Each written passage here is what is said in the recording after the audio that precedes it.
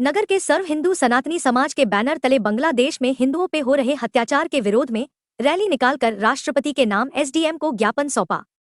वागड़ के प्रसिद्ध कथावाचक कमलेश भाई शास्त्री, पूर्व सांसद कनकमल कटारा, विधायक शंकरलाल पूर्व विधायक अनिता कटारा, प्रताप ईश्वरलाल सरपोटा, जिला प्रमुख सूर्या आहारी, पूर्व प्रधान रेखा रोध समेत बड़ी संख्या में रैली के रूप में भारत माता की जय के जयकारे लगाते हुए एसडीएम कार्यालय पहुंचकर एसडीएम श्रवण सिंह राठौड़ को राष्ट्रपति के नाम ज्ञापन में बताया कि पड़ोसी देश के साथ हमारे संबंध अच्छे हैं, लेकिन विगत दिनों में जो घटनाएं घटित हुई कि वहां की पीएम शेख हसीना को बांग्लादेश छोड़ना पड़ा, जिसके कारण वहां की स्थितियां विपरीत हो गई है। वहां आंदोलनकारी आतताई लोगों ने बांग्लादेश के हिंदू घरों पर आक्रमण कर हिंदू परिवारों को जख्मी कर घर जला दिए, कई हिंदू मंदिरों को तोड़ा, माताएं बहनें अत्याचार की शिकार हुई, अनेक माता बहनों को उठा उठा करके ले गए। वहां के हिंदू अब भी अत्याचार सहन कर रहे हैं। हम भारत सरकार से निवेदन करते हैं कि अतिशीघ्र ही इस विषय पर संज्ञान ले, हिंदू परिवार जो वहां पर स्थित है उन हिंदू परिवारों के पर ध्यान दिया जाए, साथ ही जो असामाजिक तत्व वहां कार्य कर रहे हैं इसके ऊपर अंकुश लगाने के लिए बांग्लादेश की सरकार से नित प्रतिदिन बात की जाए। वहां हिंदुओं के साथ में हुए अत्याचार को सहज में नहीं लेना चाहिए। यह एक प्रयोग किया जा रहा है। सुनियोजित षड्यंत्र करने वाले भारत को भी टारगेट करने का मन बना चुके हैं। भारत के हिंदुओं में दहशत फैलाने का कार्य चल रहा है। ज्ञापन में जल्दी ही इसके ऊपर संज्ञान लिया जाने और हिंदुओं को संरक्षण दिलाने को लेकर ठोस कार्रवाई कराने की मांग की गई है। आज पूरे विश्व की दहलीज पर एक संकट खड़ा है, टेररिज्म का। पूरा विश्व उसकी चपेट में आया है। उसका एक हाल में बांग्लादेश ने एक उदाहरण दिया, एग्जाम्पल दिया। उन कट्टरपंथियों ने बांग्लादेश में सत्ता का तख्ता पलट करके वहाँ की जो मूल पीएम जो आवास है उसको खदेड़ कर वहाँ के कट्टरपंथियों ने अंदर तक अपना पांव पसार लिया। ये विश्व के सामने बहुत बड़ी चैलेंज है। अगर गंभीरता से विश्व देखे, गंभीरता से बड़े बड़े देश अगर इस पर मंथन करें तो ये सोचने जैसा है कि किसी देश के प्रधानमंत्री आवास में आम जनता कैसे घुस जाए। क्या है ये, किसकी मिलीभगत है? इतनी बड़ी सेना मूक खड़ी है, दर्शक बनकर खड़ी है बांग्लादेश की, तो क्या है, कौन है इसके पीछे? इस सत्ता पलट के पीछे, इस टेररिज्म को सपोर्ट के पीछे कौन है? वैश्विक लेवल पर मंथन करना पड़ेगा। दूसरा मैं एक और कह रहा हूं कि छोड़ो विश्व की बात, हमें विश्व की नहीं करनी है, लेकिन जो संकट में है आज वो हिंदू है। विश्व के अरब कंट्रीज के 57 देशों में मुस्लिम महिला को केवल भारत ने शरण दी। बांग्लादेश के पीएम को, शेख हसीना को केवल भारत की धरती पर सुरक्षा महसूस हुई।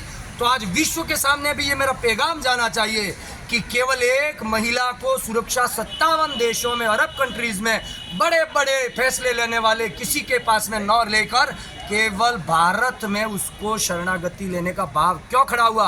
और केवल 45 मिनट के उस दायरे में उस महिला ने कैसे अपना सामान पैक किया और कैसे भारत से कोऑर्डिनेशन बिठाया और कैसे भारत की सेना ने उड़ते विमान को आते हुए देखकर उसको सुरक्षा में लेकर इस धरती पर उतार कर आज तक उसको प्रोटेक्शन में रखा गया है। ये भारत की अहिंसा का सबसे बड़ा उदाहरण है, विश्व अगर समझे तो। वरना मुस्लिम महिला को भारत क्यों यहाँ पर शरण दे? लेकिन नहीं, भारत की उदारता है, भारत की संस्कृति की उदारता है। और कुछ कट्टरपंथी लोग आज जो इस विश्व में ये जो हलचल कर रहे हैं, उनको भी कड़ा संदेश है कि सुधर जाओ बेईमानों, सुधर जाओ वैश्विक पटल पर, वरना ये बहुत बड़ा आंदोलन छिड़ जाएगा तुम्हारे खिलाफ। तुम ये न समझो कि हिंदू हिंसा नहीं कर सकता है।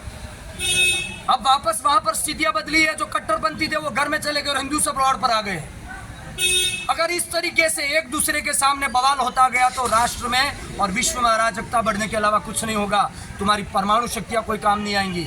इसलिए मेरी सबसे करबद्ध प्रार्थना है, बांग्लादेश की सरकार से नई सरकार बने, वापस जो बने, और मेरे भारत की सरकार, राष्ट्रपति द्रौपदी मुर्मू और प्रधानमंत्री यशस्वी हमारे नरेंद्र मोदी साहब से, गृह मंत्री अमित शाह जी से, कि बांग्लादेश में रहने वाले हिंदुओं की सुरक्षा पर हम कुछ कड़े निर्णय लें, क्योंकि वो हमारे हैं।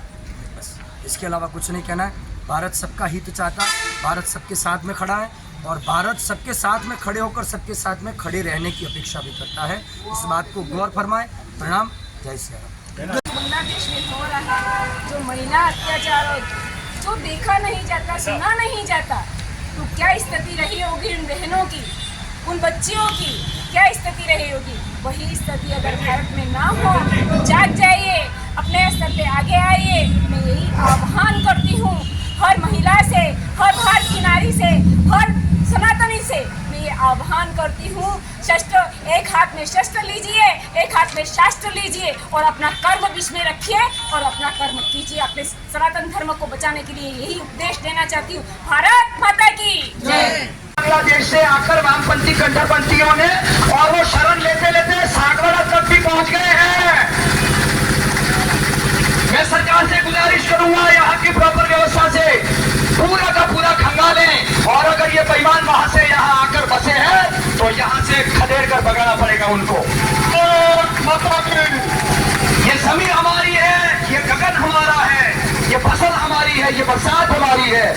तुम चाहो रहना तो रहने के लिए ना नहीं है, लेकिन यहाँ पर हमारी संस्कृति में आकर ढलना पड़ेगा वरना फिर कुचले भी जाओगे। ध्यान रखना, हम हिंदू हम हिंदू हैं, हमें हिंसा करना सिखाया नहीं गया है, लेकिन समय आने पर जान देने के लिए सबसे आगे आग में खेलने का इरादा भी ये हिंदू ही रखता है।